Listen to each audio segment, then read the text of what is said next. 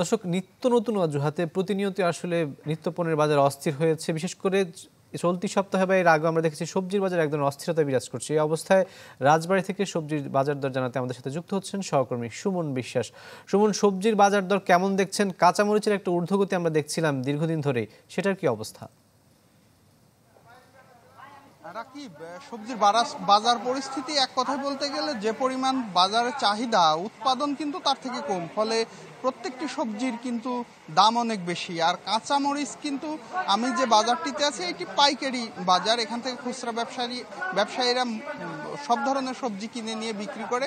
এই বাজারে আমরা যেটি দেখছি কাঁচামরিচ বিক্রি হচ্ছে প্রতি কেজি 220 থেকে 30 টাকা, সেটা কিন্তু খুচরা বাজারে গিয়ে সেই কাঁচামরিচটি হয়ে যাচ্ছে 250 থেকে 60 টাকা। মানে এই কাঁচামরিচের অন্যান্য জিনিসের পাশাপাশি কাঁচামরিচের দাম নিয়ে ক্রেতাদের মধ্যে ব্যাপক অসন্তুষ্টি।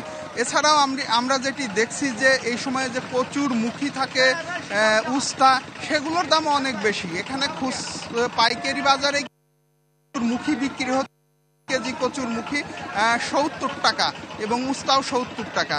এছাড়াও আমরা যেটি দেখছি যে এ সময়ে ঝিঙ্গে, ধুন্দল, সেগুলোর দামও কিন্তু 50 টাকা প্রতি কেজি বিক্রি হচ্ছে। অর্থাৎ প্রত্যেকটি সবজির দাম অনেক বেশি। একমাত্র যে সবজির দাম একটু কম সেটি হলো পটল, যেটি 25 থেকে 30 টাকা প্রতি কেজি বিক্রি হচ্ছে। এছাড়া সব ধরনের সবজির দামই কিন্তু 50-এর উপরে।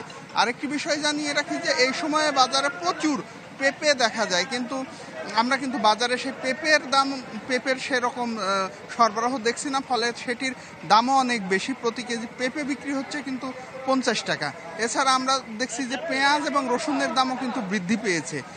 প্রতি কেজি পেঁয়াজ খুচরা বাজারে বিক্রি হচ্ছে 100 টাকা এবং রসুন 150 টাকা। এই দাম বৃদ্ধির কারণ আমরা আসলে জানতে চেয়েছিলাম, কেন এত ঊর্ধ্বগতি।